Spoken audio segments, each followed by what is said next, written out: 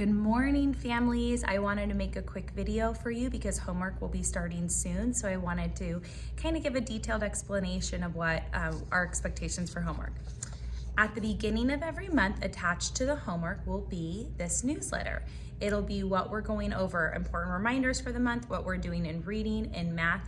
The essential question is what we are doing in science and social studies.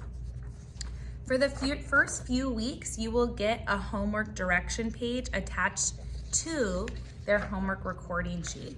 So this will explain the different boxes, but one of the things I really want to explain, the entire reason we do this homework recording sheet rather than give a big packet is because it is supposed to be flexible.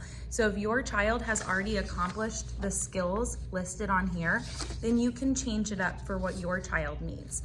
So again, this will be for the first couple weeks, but these columns are not set in stone. Please, please, please adapt it for what your child needs. Okay, on every single homework page will be the letter and the sight word or sight words we are learning about that week. As you can see, the first skill is name writing. If they already know how to write their name, great. You can start calling out random letters. H, and they can write H, or P, they can write P. Whatever they need, if they are really good at writing their name, like I said, practice letters or the sight words. If they still need practice writing their name, have them write it in chalk. Have them make it out of Legos or make it out of Play-Doh. Or go get a notebook from the Dollar Tree and have them practice writing their name 5 different times, making sure that it's not all capital letters. Once you do that, you check it off for Monday. Category number 2 is practice the letter flashcards. I sent those home with the interim progress reports. If they already know their letters, that's great. You can have them practice blending the letters together. So you can make your own flashcards, either out of sticky notes or index cards or whatever pieces of paper, and you could put the letters C-A-T together. And you can say, all right, you know your letter and letter sounds, so let's practice. Let's blend this together. K-at. What does that say? Cat. So that's an idea for an adaptation. Most of our students don't know their letters yet, so you're going to be fine practicing these. But if you do know them, go ahead and adapt this for what your child needs. Once you practice those for 5 minutes, great, check it off. Next is practice the numbers 1 through 5.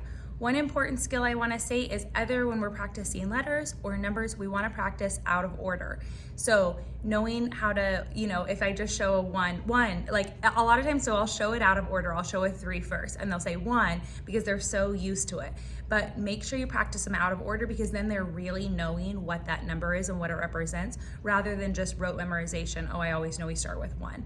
So you can, put a 3 on a flashcard or on a sticky note and say, what number is this? 3. Okay, show me 3 fingers. 3. Now go get me 3 Legos. Let's count. 1, 2, 3. And then next you could show them a 5 and then say, which one's bigger, 3 or 5? Oh, it's 5 because you have more Legos. So again, practice that for 5 minutes.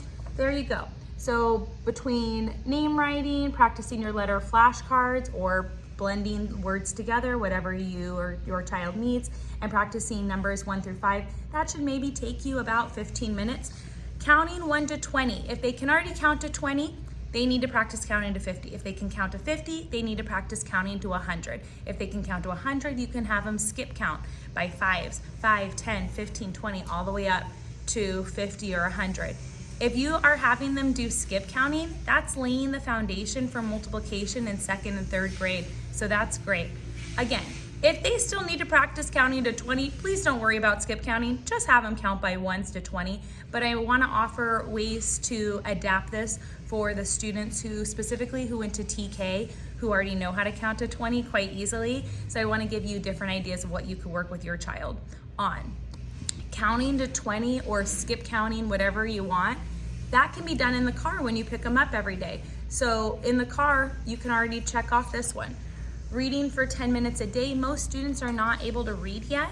And so that would be the bedtime story. You could also offer during the bedtime story, who's the main character? What's the setting? Where did the story take place? That would be an easy way to build in some of that reading comprehension in their bedtime story within reason. I know the bedtime story is to get them to go to sleep. You're not wanting to engage them in a lot of questions. So maybe 2 questions, check it off. you write your initials, and then you send it back once all of these are filled in on Friday. Again, I just want this paper back. I don't want any of the work that they've done, because they might have done it in chalk and there's no way to prove that they did it, or they might have done it with Legos or Play-Doh. So just send the recording paper back. I trust that you guys did it. I am looking at my notes to make sure that I didn't miss anything. Again, it will go home on Monday. It's due back on Friday. If they are having problems writing and they need help tracing, I write in highlighter. That's a really easy way to get them to trace.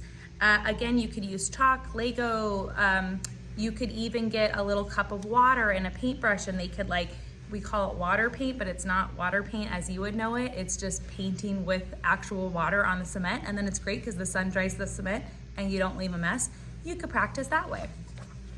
Last but not least, I blocked this student's name out for privacy. This recording page will go home multiple times throughout the year. I try to do it at least once a month, if not more, and it'll have highlighted or circled or whatever under the incorrect what they still need to work on. But the reason I like this page, I've used like a parent letter in the past, but you can like really show the graph, like look at how much progress you made because we've been practicing. So all of these skills, counting, naming letters, identifying numbers, we practice multiple times throughout the year. So if they're still not getting it, it means that I need more support at home. So again, thank you for that support, and this is supposed to be make your life easier. You could even do all of these skills at the grocery store, to be honest. Like if you go to Target next time, check all of these off, because you could be like, oh, look at that box of Oreos. What does it start with? Name the letters in that box, and then check off that you did the letter flashcards because they're practicing their letters. This is meant to make your life easy. It could be done in the car, it could be done in the grocery store, it could be done at home with chalk. We work really hard at the each day in kindergarten. I want them to go home and rest so that they can show up at their best learning selves the next day. I hope this makes sense. Reach out if you have any more questions. Bye-bye.